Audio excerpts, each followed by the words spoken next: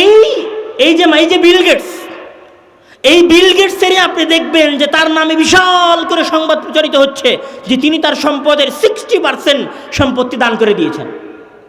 দান করে দিয়ে কি শিখাচ্ছে? ওই দান করা টাকা আপনাদের দেশের এনজিওরা আমেরিকা থেকে নিয়ে আসতেছে আর বলতেছে, খবরদার বাবা, আপনার মেয়েকে কিন্তু 18 বছরের আগে বিয়ে দিবেন না।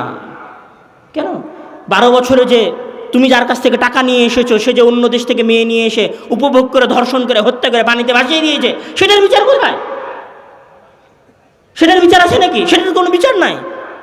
তাহলে এখানে এক শ্রেণীর মানুষ তৈরি হয়েছে, যখন সময়ের সঙ্গে নির্ধারণ হয়ে গেছে যে সময় মানে দুনিয়াকে উপভোগ করতে হবে, সময় মানে আজকে যেটা আছে আগামীকাল সেটা থাকবে না, আর আগামীকাল যেটা আসবে সেটা গতকাল থাকবে না। তাহলে এখানে দ্বিতীয় শ্রেণীর মানুষ তৈরি হয়েছে যারা মনে করেছে সময় মানে টাকা, সুতরাং তোমরা প্রতি সেকেন্ডে টাকা উপার্জন করো। এই যে এখনকার সময়ের সবচেয়ে বড় ধনী মানুষ, টেসলার মালিক যিনি, ইলন মাস্ক, ওনার প্রায় $850 বিলিয়ন টাকা। $850 বিলিয়ন টাকা মানে আপনি হিসাব করতে পারবেন না কত টাকা। 1000 বছর খাইলে শেষ হবে না। টাকা কীভাবে উপার্জন করেছে? প্রতি সেকেন্ডে এই টাকা তারা উপার্জন করতেছে। এবার আসেন তৃতীয় শ্রেণীর মানুষ। যখন বলা হয়েছে যে আজকের দিন, এই দিনের দুনিয়া, তৃতীয় শ্রেণীর মানুষ তৈরি হয়েছে। এক শ্রেণীর মানুষ প্রথমে বললাম যারা কলকারখানায় কাজ করে, কোম্পানিতে কাজ করে, ব্যাংকে জব করে, অফিস আদালতে কাজ করে। দ্বিতীয় শ্রেণীর মানুষ যারা ব্যবসায়ী, কোটি কোটি টাকার ব্যবসা করে, তাদের একটা অবস্থা। তৃতীয় শ্রেণীর মানুষ যারা মনে করেছে, কি আপনাদের ভাষায় একটা ডায়লগ আছে, 2 দিনের দুনিয়া নাকি যেন বলে, খাওয়া দাও ফুর্তি করো, দুনিয়াটা মস্ত বড়, এরকম কি যেন একটা ডায়লগ আছে। তখন এদের খাওয়া শুরু হয়েছে কোথায় জানেন? এটা হচ্ছে 3 নাম্বার শ্রেণীর, তৃতীয় শ্রেণীর মানুষ আর কি। তৃতীয় শ্রেণী বলতে আমি গালি দিচ্ছি না, মানে ছোট শ্রেণীর বোঝাচ্ছি না, আমি 3টা ভাগে মানুষকে ভাগ করতেছি। এই সময়ের এই সঙ্গের কারণে এখানে তৃতীয় একটা শ্রেণী তৈরি হয়েছে মানুষের। এরা কি মনে করেছে যে সময়ে খাইতে হবে, ফুর্তি করতে হবে, আনন্দ করতে হবে, এটার জন্যই দুনিয়া। তখন এদের খাওয়া কোথায় জানেন? তখন এদের খাওয়া হচ্ছে চায়ের স্টলে 5 টাকার একটা চা, কতক্ষণ ধরে? 5 ঘন্টা ধরে অথবা 3 ঘন্টা ধরে।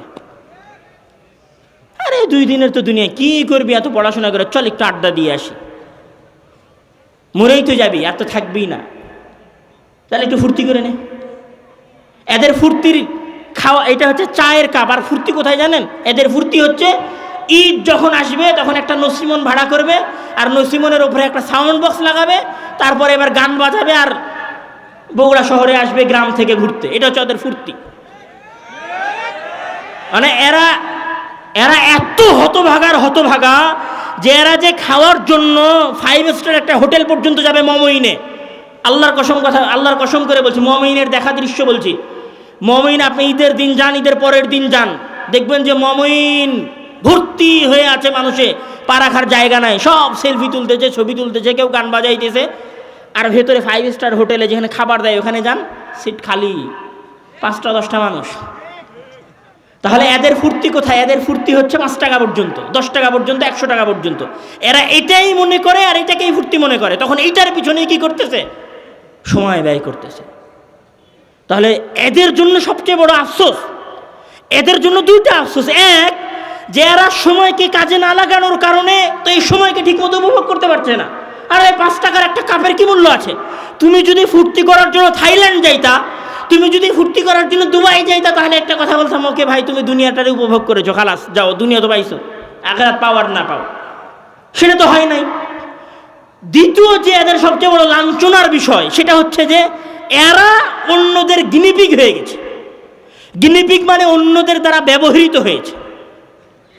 সময়ের প্রতি কনসার্ন না থাকার কারণে, সময়ের প্রতি মনোযোগ না থাকার কারণে, সময়ের সদ্ব্যবহারের আকর্ষণ না থাকার কারণে কিভাবে ব্যবহার হয়েছে জানেন?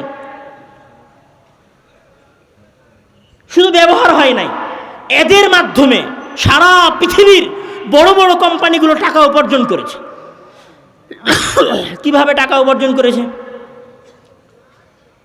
এই পৃথিবীর সবচেয়ে বড় কোম্পানিগুলোর একটা কোম্পানি হচ্ছে ইউটিউব, এই পৃথিবীর সবচেয়ে বড় কোম্পানিগুলোর একটা কোম্পানি হচ্ছে ফেসবুক, এই পৃথিবীর সবচেয়ে বড় কোম্পানিগুলোর একটা কোম্পানি হচ্ছে হোয়াটসঅ্যাপ, এই পৃথিবীর সবচেয়ে বড় কোম্পানিগুলোর একটা কোম্পানি হচ্ছে স্ন্যাপচ্যাট, এই পৃথিবীর সবচেয়ে বড় কোম্পানিগুলোর একটা কোম্পানি হচ্ছে ওই যে টেলিগ্রাম, এই পৃথিবীর সবচেয়ে বড় কোম্পানিগুলোর একটা কোম্পানি হচ্ছে ওই যে যেটাতে হচ্ছে স্ট্যাটাস দেয় অনেক দামি দামি ধনী ধনী মানুষেরা, ওটার নাম যেন কি, এক্স। এটার নাম আগে যেন কি ছিল, হ্যাঁ, টুইটার। এটার নাম আগে টুইটার ছিল। এই যে টুইটার চালায়, এই যে ফেসবুক চালায়, এই যে হোয়াটসঅ্যাপ চালায়, এই হোয়াটসঅ্যাপের টাকা পায় হোয়াটসঅ্যাপের মালিক, ফেসবুকের টাকা পায় ফেসবুকের মালিক। আর এই ফেসবুকে ভিডিও দেখে কে? আরে ফেসবুকে ভিডিও দেখে কে? আমার আপনার মতো 3 নম্বর শ্রেণীর ভবঘুরেরা, যার কাছে সময়ের কোনো মূল্য নাই।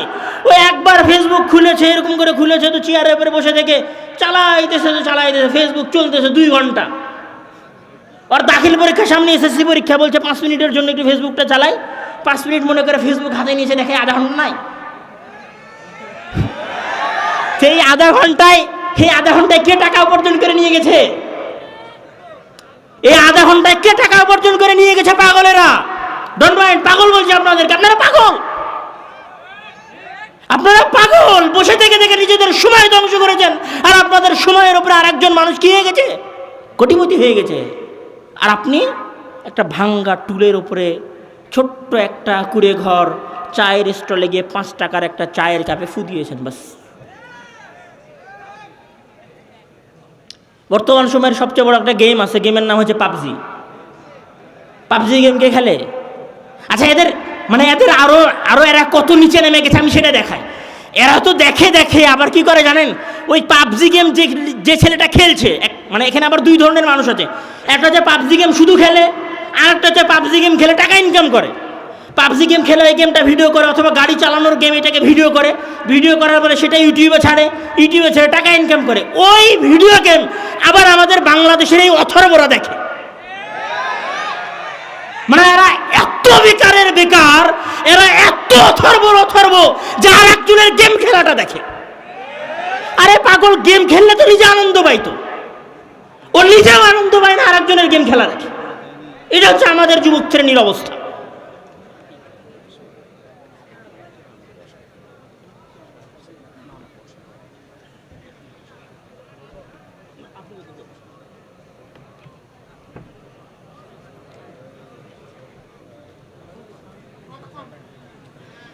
এইটা হচ্ছে আমাদের যুবক শ্রেণীর অবস্থা। এই জন্য এখানে কি হয়েছে জানেন? আচ্ছা, আপনি যে ইউটিউব আছে না, ইউটিউবে এখন ব্লগার আবিষ্কার হয়েছে। ব্লগার কি?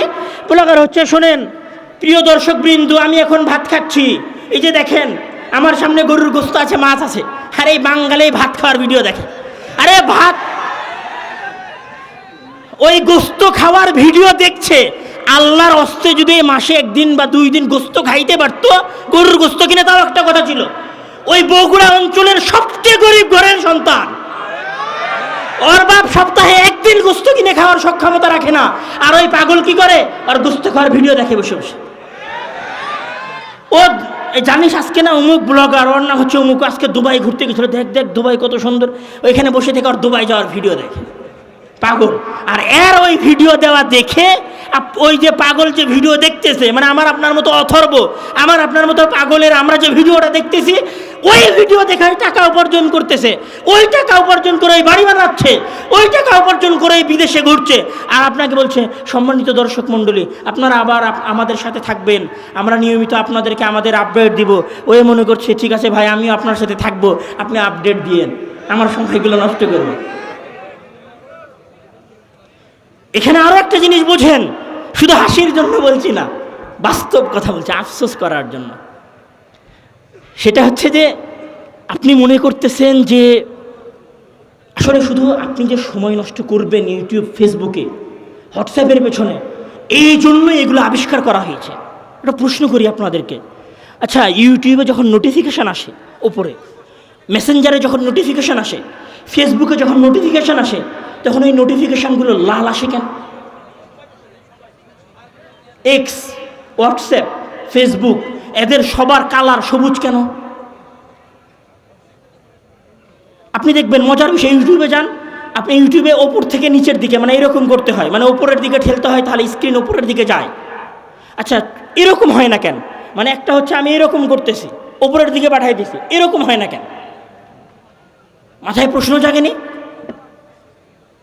পৃথিবীর সবচেয়ে বিচক্ষণ, সবচেয়ে বুদ্ধিমান গবেষকেরা আবার বলি, পৃথিবীর সবচেয়ে ট্যালেন্টেড মানুষেরা, পৃথিবীর সবচেয়ে বুদ্ধিমান মানুষেরা হাজার হাজার লক্ষ টাকা শুধু এটার পিছনে খরচ করতেছে যে কিভাবে বাংলাদেশের মতো অনুন্নত দেশের গাধাগুলোকে ফেসবুক আর ইউটিউবের সাথে লাগিয়ে রাখা যায়।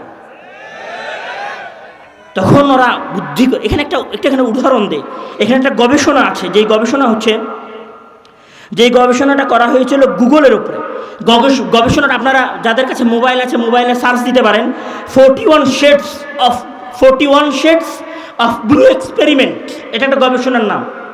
মানে ব্লু যে কালার আছে, এই ব্লু কালারের উপরে 41টা ব্লু কালারের 41টা কালার আছে। মানে একটা ব্লু, ডিপ ব্লু, হালকা ব্লু, লাইট ব্লু, ব্লুর সাথে সাদার মিশ্রণ, ব্লুর সাথে কালোর মিশ্রণ, ব্লুর সাথে লাল মিশ্রণ, ব্লু কালারের, ব্লু এই রঙের 41টা রং আছে।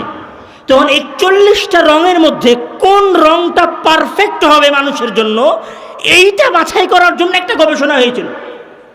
এই গবেষণা চালিয়েছিল কে? গুগল নিজে।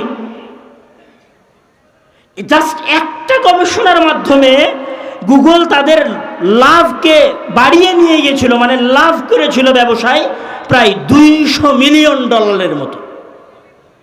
জাস্ট একটা কালার, যে গুগলের কালার কি হবে এইটা নির্ধারণ করা, মানে একটা কালার নির্ধারণ করে তারা $200 মিলিয়ন লাভ করেছে।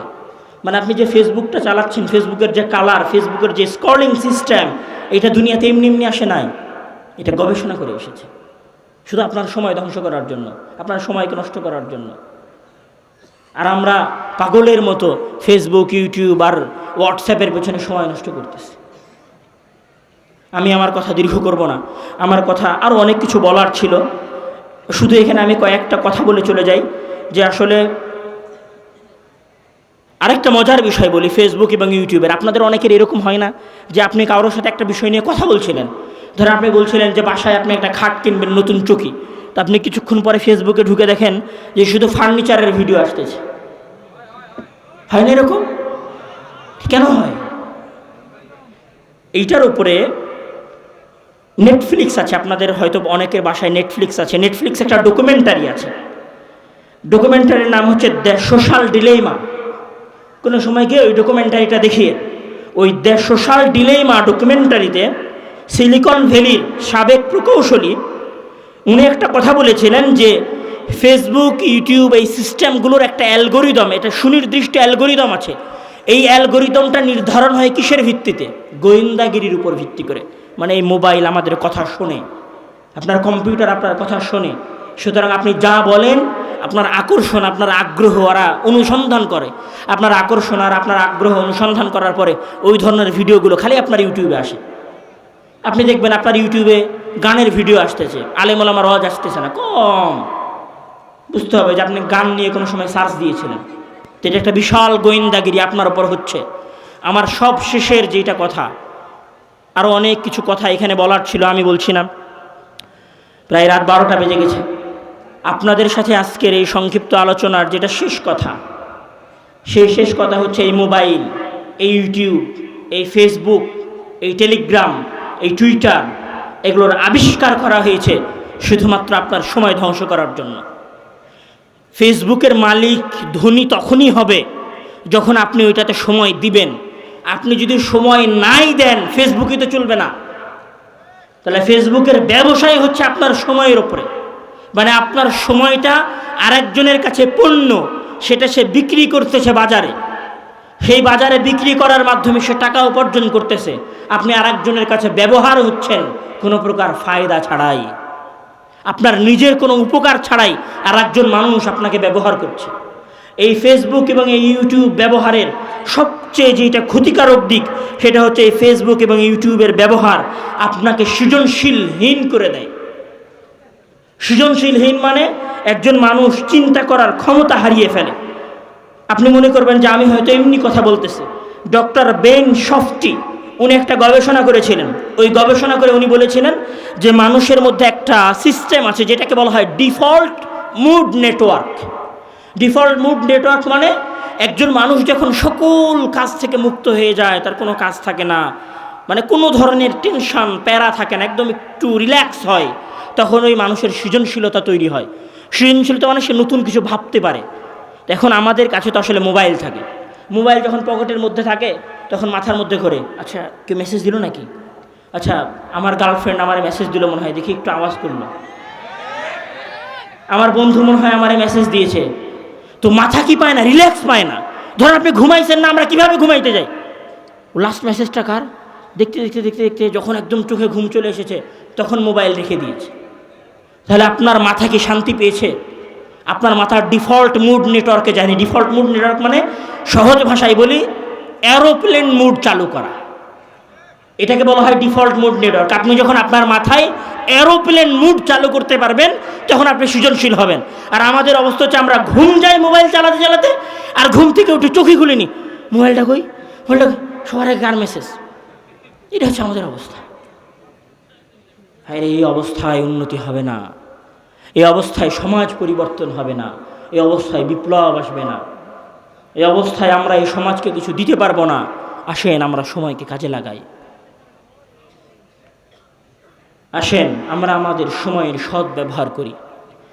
এই জন্য ইসলাম সময় কেন্দ্রিক যে আদর্শ নির্ধারণ করে দিয়েছে, ইসলাম সময়ের যে সংজ্ঞা দিয়েছে সেই সংজ্ঞাটাই সবচেয়ে গুরুত্বপূর্ণ।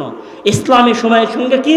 ইসলামের সময়ের সংজ্ঞা হচ্ছে লা ইয়াজুল কদম আবদিন, কিয়ামতের দিন কোনো বান্দা এক পাও অগ্রসর হতে পারবে না যতক্ষণ পর্যন্ত না সে তার সময়ের হিসাব দিতে পারবে।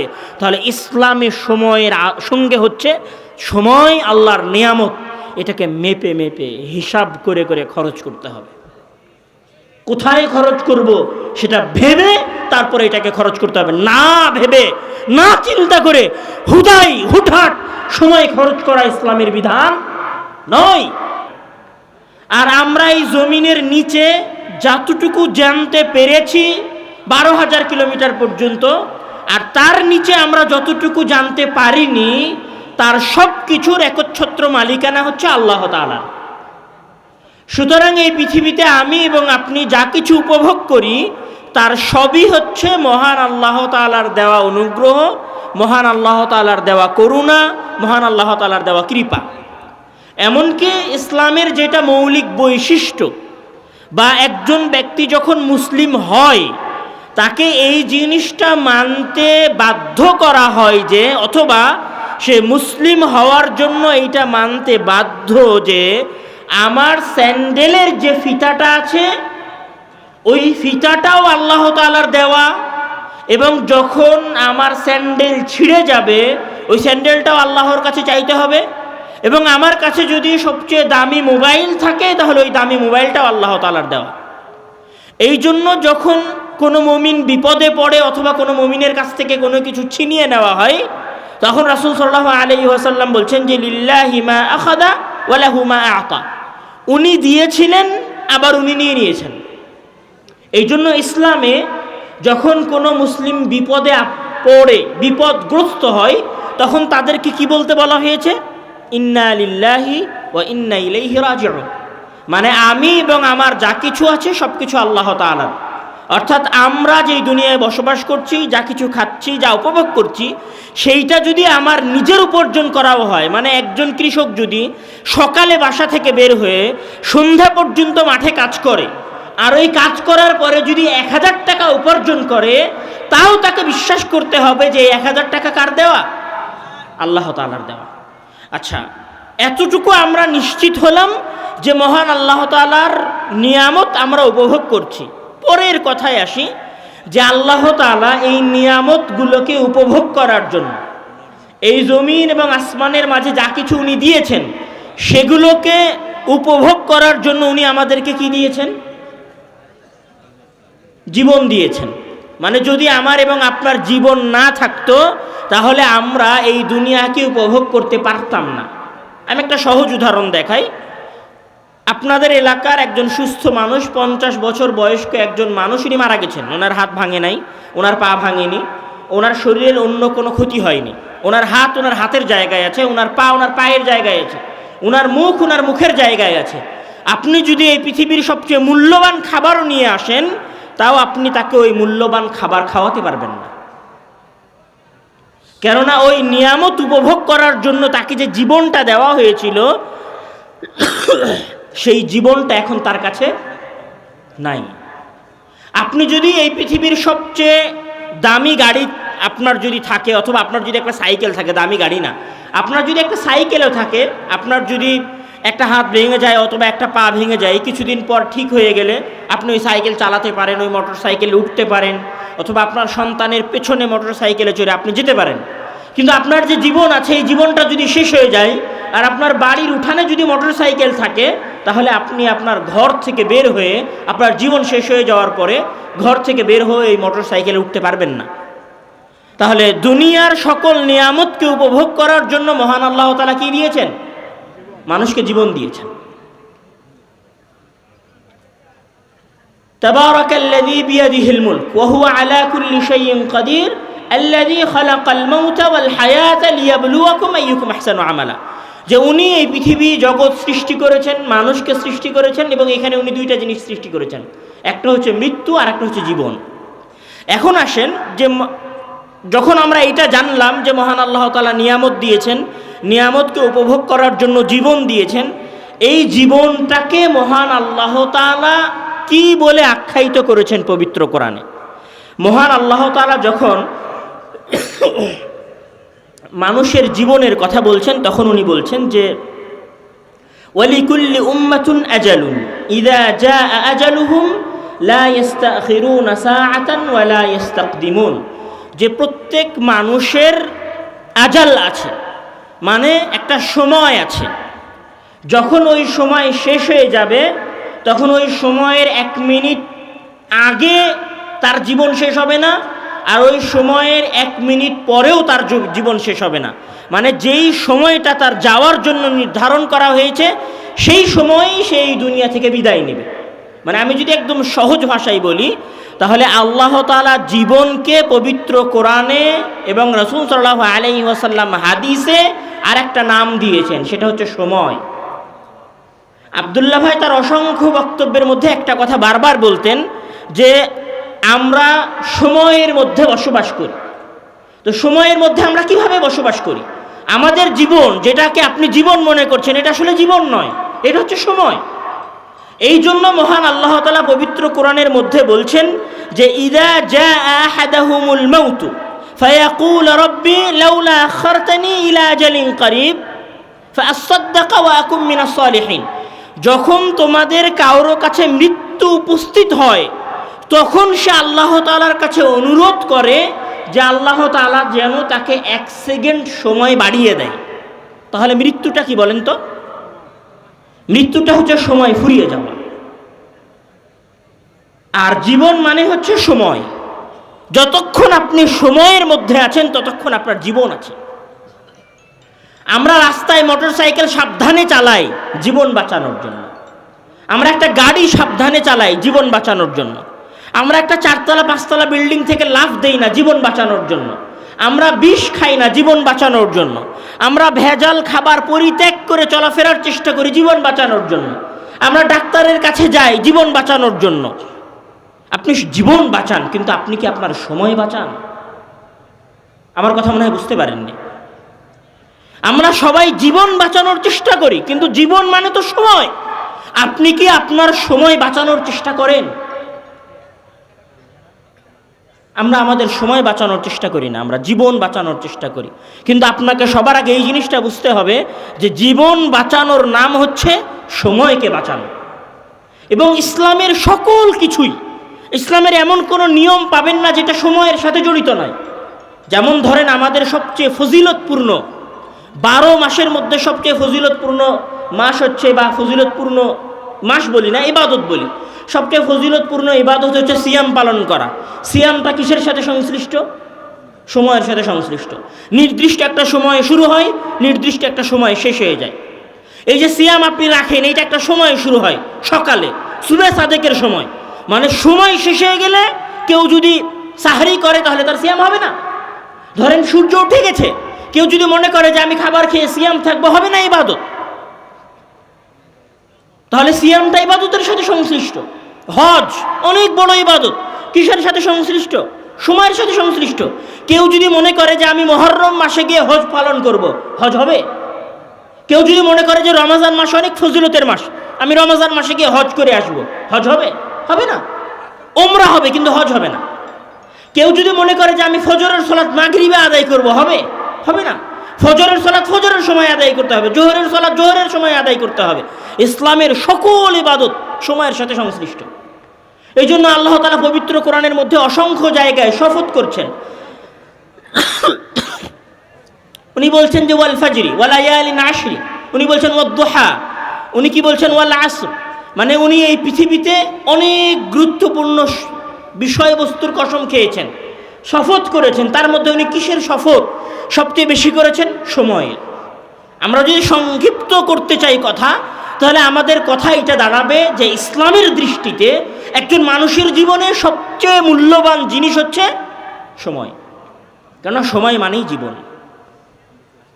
এই জন্য মহান আল্লাহ তাআলা যখন পবিত্র কোরআনের মধ্যে সময়ের কথা বলছেন, তখন উনি বলছেন যে ওয়াল আসরি ইন্নাল ইনসানা লাফি খুসরিন, সময়ের ব্যাপারে সকল মানুষ ক্ষতির মধ্যে নিমজ্জিত। মানে কোনো একজন মানুষ যদি দুনিয়াতে সময়কে কাজে লাগায়, সে যদি মুসলিম নাও হয়, তাও সে দুনিয়ায় ক্ষতিগ্রস্ত হবে না, লাভবান হবে। আর কোনো একজন মানুষ যদি সময়কে কাজে না লাগায়, তাহলে তার জন্য দুনিয়াতেও ক্ষতি, আখেরাতেও ক্ষতি। তাহলে সময়কে কাজে লাগাতে হবে। সময় অনেক গুরুত্ববান এবং অনেক গুরুত্বপূর্ণ জিনিস। এই জন্য এখন আসি পরের কথায়। সময় যেহেতু আমাদের কাছে অনেক গুরুত্বপূর্ণ, ইসলামের দৃষ্টিতে আমাদের মুসলিমদের কাছে গুরুত্বপূর্ণ হোক বা না হোক, ইসলামের দৃষ্টিতে সময় অনেক গুরুত্বপূর্ণ। সময় যেহেতু আমাদের কাছে অনেক গুরুত্বপূর্ণ, সুতরাং কেউ যদি আপনাকে কন্ট্রোল করতে চায়, আপনাকে নিয়ন্ত্রণ করতে চায়, তাহলে সবার আগে আপনার কোন জিনিসটাকে নিয়ন্ত্রণ করতে হবে? আপনার সময়কে নিয়ন্ত্রণ করতে হবে। আপনি মনে হয় আমার কথা বুঝতে পারছেন না। মানে আপনার জীবনের বা আল্লাহ তাআলা আপনাকে যা কিছু দিয়েছেন, এই সব কিছুর মধ্যে সবচেয়ে গুরুত্বপূর্ণ যদি সময় হয়, মানে আমরা বললাম যে মহান আল্লাহ তাআলা মানুষকে নিয়ামত দিয়েছেন, নিয়ামতকে উপভোগ করার জন্য জীবন দিয়েছেন, আর জীবনের অপর নাম হচ্ছে সময়। তাহলে একজন মুসলিমের জীবনে সবচেয়ে গুরুত্বপূর্ণ জিনিস হচ্ছে সময়। তাহলে একজন মুসলিমকে যদি কেউ নিয়ন্ত্রণ করতে চায়, তাহলে সবার আগে তার কোন জিনিসটাকে নিয়ন্ত্রণ করতে হবে? সময়কে নিয়ন্ত্রণ করতে হবে। এই জন্য সারা পৃথিবী জুড়ে এবং সারা পৃথিবীর অমুসলিমেরা মুসলমানদের সময়কে নিয়ন্ত্রণ করার চেষ্টা করছে। আমরা অতদূর পর্যন্ত যাব যে কিভাবে তারা আমাদের সময়কে নিয়ন্ত্রণ করার চেষ্টা করছে। এতটুকু বোঝেন যে সময় সবচেয়ে গুরুত্বপূর্ণ, এই জন্য তারা সময়ের নিয়ন্ত্রণ করতে চেয়েছে। সময়ের নিয়ন্ত্রণ কিভাবে শুরু হয়েছে? সময়ের নিয়ন্ত্রণ শুরু হয়েছে সময়ের পরিচয় নির্ধারণ করার মাধ্যমে।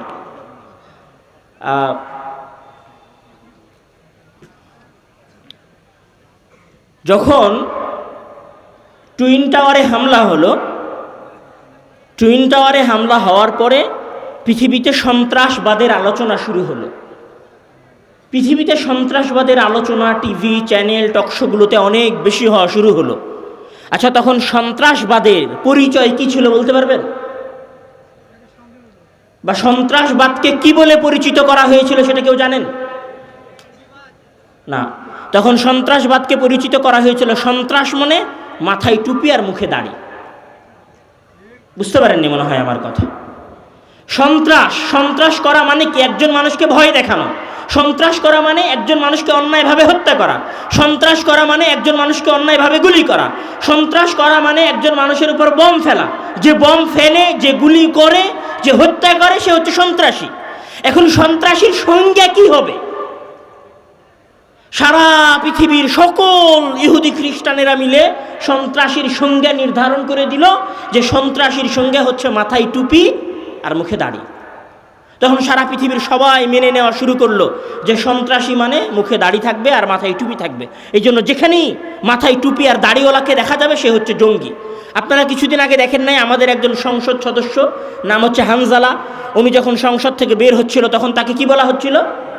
জঙ্গি যাচ্ছে, জঙ্গি যাচ্ছে। কেন? ওইটাকে ড্রেস কোড করা হয়েছে, মানে পরিচয়। সন্ত্রাসবাদের পরিচয় হচ্ছে মাথায় টুপি আর মাথায় পাগড়ি। মাথায় পাগড়ি অথবা টুপি এবং মুখে দাঁড়িয়ে পরিচিত করা হয়েছে এই জিনিস দিয়ে। আর একটা পয়েন্টে আসি, আপনাদের এই স্কুলে, এই কলেজেই যদি আগামীকাল অনুষ্ঠান হয় 16ই ডিসেম্বরের অথবা স্বাধীনতা দিবসের, তাহলে সেই দিবসে যদি রাজাকার কাউকে বানানো হয়, তাহলে সেই রাজাকারের মাথায় কি থাকবে বলেন তো? টুপি থাকবে। মুখে কি থাকবে? দাড়ি থাকবে। যদিও মুক্তিযুদ্ধে যারা রাজাকার ছিল তাদের দাড়ি ছিল মুখে, আর মাথায় টুপি ছিল কিনা সেটা নিয়ে ইতিহাসের বিস্তারিত আলোচনা করা যাবে, সেটা নিয়ে এখানে বসেও 1 ঘন্টা লেকচার দেওয়া যাবে। সেটা নিয়ে যারা রাজাকার বলতে দাড়ি টুপি বানিয়েছে তাদেরকে ইতিহাস বলে ধুয়ে দেওয়ার মতো দলিল আদিল্লা আছে আমাদের কাছে, বলা যাবে, সেটার কথা আমরা বলছি না। কিন্তু তারা যখন রাজাকার বলে পরিচিত করতে চেয়েছে, রাজাকারকে যখন সংজ্ঞায়িত করতে চেয়েছে, রাজাকারের যখন ডেফিনেশন দিয়েছে, তখন সেই ডেফিনেশনটা কি দিয়েছে বলেন তো? মাথায় টুপি এবং মুখে দাড়ি। তাহলে একটা জিনিসকে আপনি কি বলে সংজ্ঞায়িত করছেন আর একটা জিনিসকে আপনি কি বলে ডেফিনেশন দিচ্ছেন, এটা অনেক গুরুত্ব রাখে। আমার কথা মনে হয় ধরতে পারছেন না। এখানে কলেজ, আমার ধারণা এখানে অনেক স্টুডেন্ট আছে এবং ছাত্ররা আছে, তারা হয়তো আমার কথা বুঝতে পারবে, আমি এতটুকু আশা করি।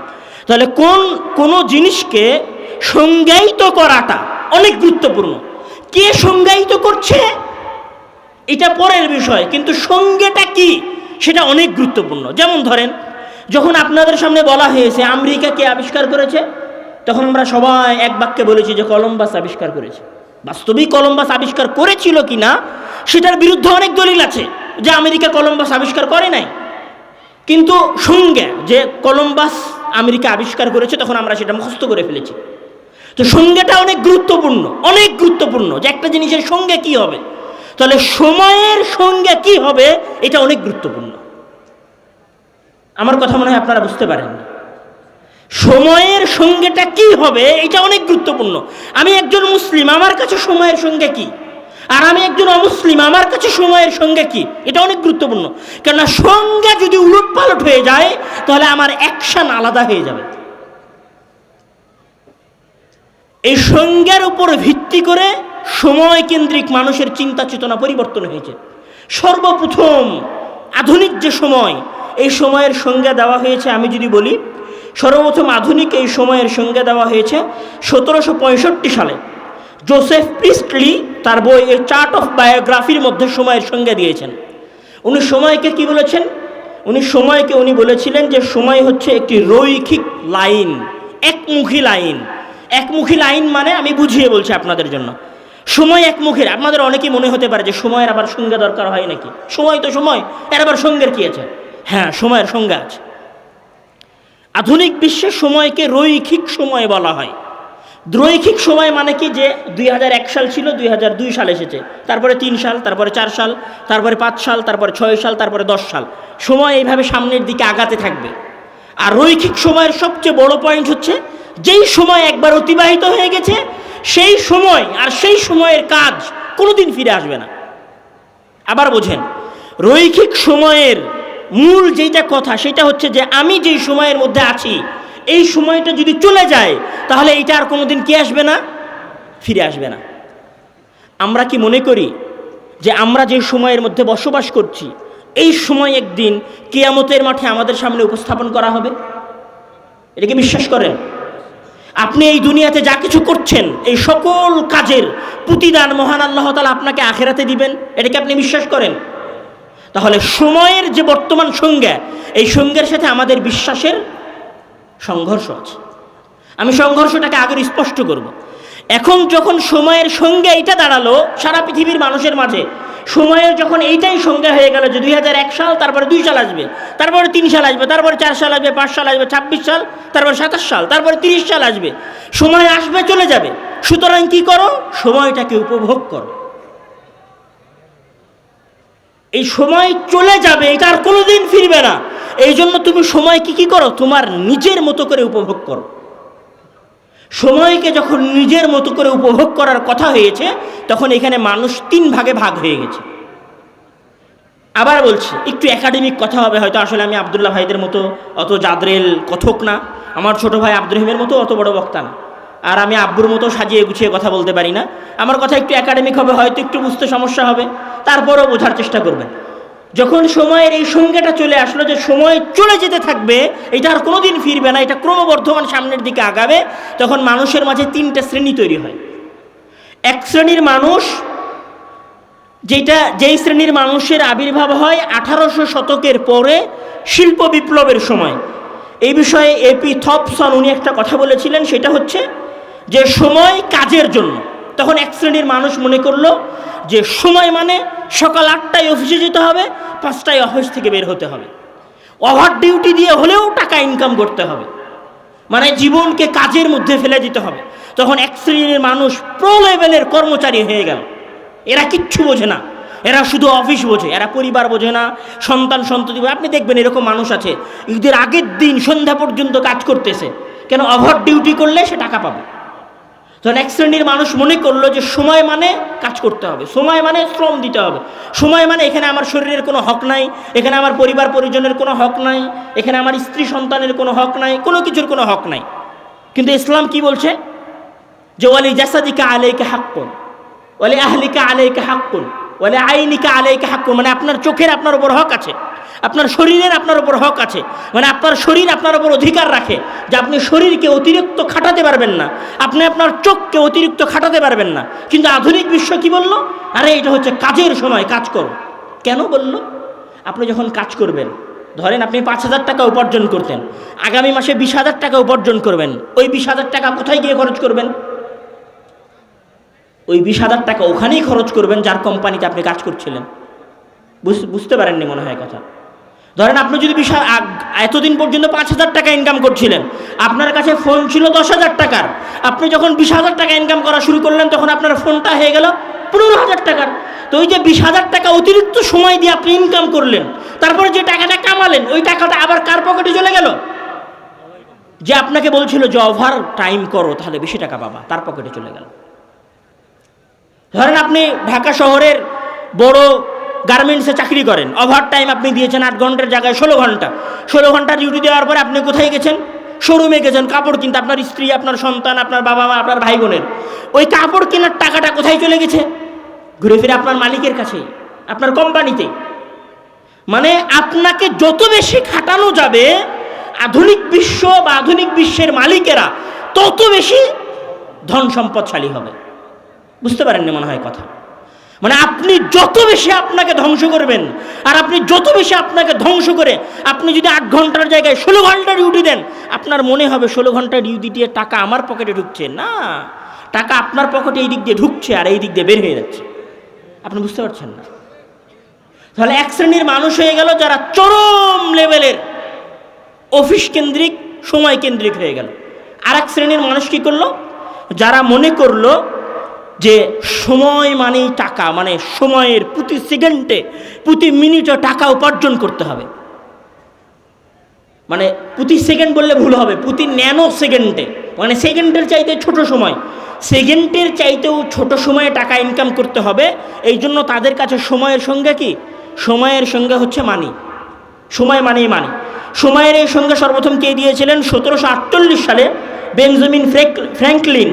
উনি advice to a young tradesman, এই বক্তব্যের মধ্যে উনি সর্বপ্রথম এই কথা উচ্চারণ করেছিলেন যে remember the time is money, তোমরা এটা স্মরণ করে রাখো, সময় মানে টাকা। তখন আর এক শ্রেণীর মানুষ, মানে আমাদের সমাজের দ্বারা ধনুকেবের ইলন মাস্কের মতো ব্যক্তিরা, আরও তার মতো যারা বড় বড় ব্যবসায়ী আছে, এরা মনে করলো কি জীবন মানে যতক্ষণ বেঁচে আছি হাজার হাজার কোটি টাকা উপার্জন করতে হবে। তখন এরা আর হালাল হারাম বাছা শুরু করলো না। তো তখন এরা মনে করা শুরু করলো না যে কোনটা বৈধ আর কোনটা অবৈধ পথ। তখন এরা আর পার্থক্য করা শুরু করলো না।